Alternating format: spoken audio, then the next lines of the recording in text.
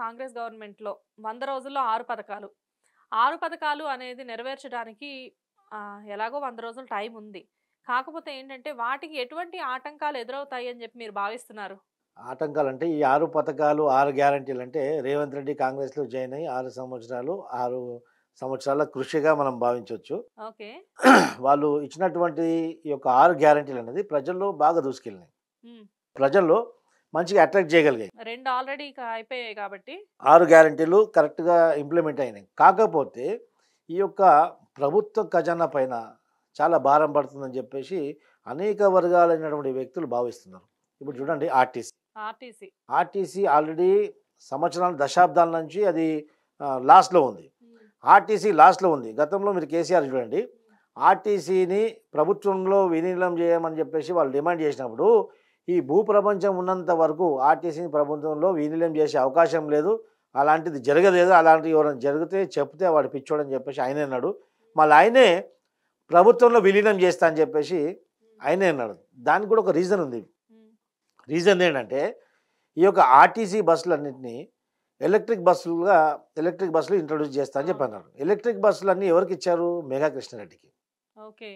Electric బస్సులన్నీ introduce చేసేది contract అంతా mega కృష్ణారెడ్డికి. హ్మ్. మెగా కృష్ణారెడ్డికి ఇచ్చిన తర్వాత ఈ ఆర్టీసీని ప్రభుత్వం విలీనం చేస్తే వీళ్ళందరినీ ఎంప్లాయీస్ అందరినీ డిప్యుటేషన్ పైన ఏం చేస్తారు? ఎక్కడ కూడా డిపార్ట్మెంట్లో గుట్టకొకని చెట్టుకోకొని పంపించేస్తారు. హ్మ్.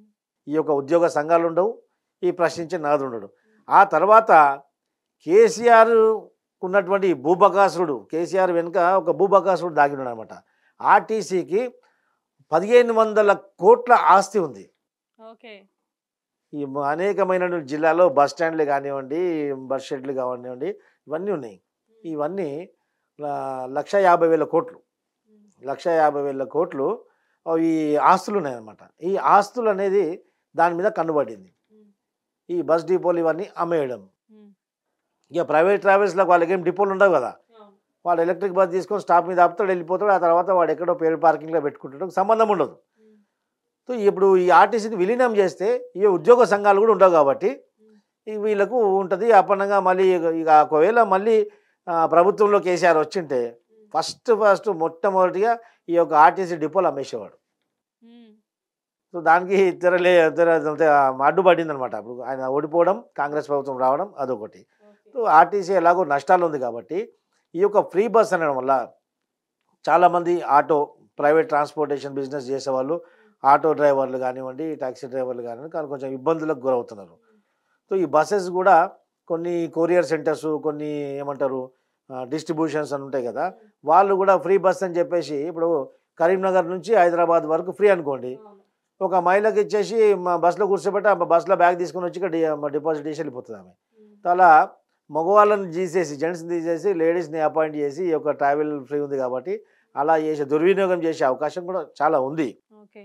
కాకపోతే దాంట్లో బస్ టికెట్ 50% అని పెట్టేస్తే కొంచెం చాలా ఈజీగా ఉంటుంది. కాకపోతే 50 సంవత్సరాలు దాటిన వృద్ధులకు, స్కూల్ పిల్లలకు, కాలేజ్ పిల్లలకు ఫ్రీగా పెడితే అదొక యూస్ఫుల్గా ఉండేది. అవును. ప్రతి మహిళకు ఇది ఫ్రీ అనేసరికి వీళ్ళకి డీజిల్ ఫ్రీగా రావట్లేదు కదా. అది మిస్‌యూజ్ అయ్యే ఛాన్సెస్ కూడా చాలా ఎక్కువగా ఉన్నాయి. ఫ్రీగా రావట్లేదు. అవును. ఇంకోటి ఏంటంటే దీని బదులు పక్క కర్ణాటకలో వాళ్ళ గవర్నమెంటే ఉంది. హ్మ్. అక్కడ రూ. 88కి మీకు డీజిల్ పెట్రోల్ దొరుకుతుంది. ఇక్కడికంటే రూ. 13 అక్కడ మీకు చీప్‌గా డీజిల్ పెట్రోల్ దొరుకుతుంది. అదే మీరు ఇక్కడ ఇంప్లిమెంట్ చేయొచ్చు కదా. అది ఇక్కడ ఇంప్లిమెంట్ చేస్తే మీకు రవాణా ఛార్జీలు తగ్గుతాయి. మీకు కూరగాయల ఛార్జెస్ తగ్గుతాయి. నిత్యావసర వస్తువుల ఛార్జెస్ తగ్గుతాయి కదా. ఈ ట్రాన్స్‌పోర్టేషన్ మీద భారం తగ్గిస్తే. ప్లస్ మున్సిపల్ ట్యాక్స్‌లు తగ్గించండి. ఆ! మీరు అన్ని పథకాలు ప్రవేశపెడుతున్నారు. అన్ని పథకాలు ఇస్తున్నారు. ఎక్కడి నుంచి ఇస్తున్నారండి? మీ పార్టీ కార్పొరేట్ ఫండ్ నుంచి ఇస్తలేరు కదా. హ్మ్. పార్టీలో జమ అయినటువంటి ఫండ్స్ నుంచి, డొనేషన్ నుంచి, కార్పస్ ఫండ్ నుంచి మీరు ఇవ్వట్లేదు. అవును. You are paying from government treasury itself. Hmm. Government ట్రెజరీలో ఎక్కడి నుంచి డబ్బు వస్తుంది? హ్మ్. మీలాంటి మాలాంటి వాళ్ళు కష్టపడి ట్యాక్స్ కడితే. అదే. ఇప్పుడు నేను ఒక వెహికల్ కొనుక్కున్నా. సామాన్యుల పన్నులు అలా. ఆ! ఇప్పుడు ఈయన టోపీ వాని మీద, వాని టోపీ ఈయన మీద అవుతుంది. అది అర్థం చేసుకోవాలి ప్రజలు కూడా. ప్రజలు కూడా ఈ యొక్క హామీల పట్ల, ఈ యొక్క ఫ్రీబీస్, ఉచిత సంక్షేమ పథకాల పేరుతోటి వాళ్ళు ఇచ్చేటువంటి బెనిఫిట్స్‌ను వాళ్ళు ఈ చేతితోటి ఇస్తున్నారు, ఈ చేతితోటి లాగేసుకుంటున్నారు. హ్మ్. సో, దాని గురించి ఆలోచించాలి ప్రజలు. అవును. ఒక మేధావి వర్గము ప్రజల్లో కూడా ఒక అవగాహన కలిగించాలి. స్వచ్ఛంగా వాళ్ళకి లాస్లు వచ్చినా గానీ ఆ లాస్లు మళ్ళీ మన దగ్గర నుంచే కలెక్ట్ అవుతాయి అన్న మినిమం. చూడండి, లాస్ట్ ఇయర్లో 3 సార్లు రిజిస్ట్రేషన్ కాస్ట్ పెంచారు కేసీఆర్. ఓకే. ముందు కార్డు వాల్యూ, ఒక ల్యాండ్ కొనుక్కుంటే కార్డు వాల్యూ అనేది వేరేగా ఉంటుండే, దానికి 10 ఇంతలు ఎక్కువ మార్కెట్ వాల్యూ ఉంటుండే. ఇప్పుడు మార్కెట్ వాల్యూకు కార్డు వాల్యూకు సరిసమానంగా ఉంది. కొన్ని ఏరియాలలో మార్కెట్ వాల్యూ కంటే కూడా కార్డు వాల్యూ ఎక్కువ ఉంది.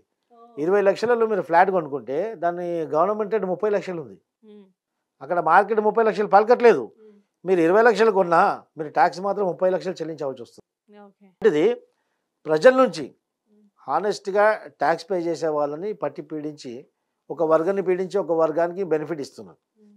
ఇది బ్లండర్. ఇది ప్రజాస్వామ్యంలో ఇలాంటి ఫ్రీబీస్ అనేది త్వరగా తగ్గాలని చెప్పేసి it is my personal perception, నా వ్యక్తిగత అభిప్రాయం. దీని మీద ప్రజలు కూడా ఒకసారి ఆలోచించాలి. ఇప్పుడు ఆర్టీసీ నష్టాల్లో పోకుండా ఏ విధంగా వాళ్ళు బయటకు తీసుకురాగలుగుతారో అదొకటి ఆలోచించాలా. ఆ తర్వాత ఈ 500 రూపీస్ 500లకి గ్యాస్ సిలిండర్ అని చెప్పేసి వాళ్ళు అనౌన్స్ చేశారు. వాళ్ళు అనౌన్స్ చేసిన దాంట్లో ఏమైందంటే ప్రతిపక్షాలకు ఆయుధం వాళ్ళే ఇచ్చారు. ఇప్పుడు ఒక బిలో పోవర్టీ లైన్ ఉన్న వాళ్లకు మీరు 500లకి ఇస్తామని చెప్పలేదు.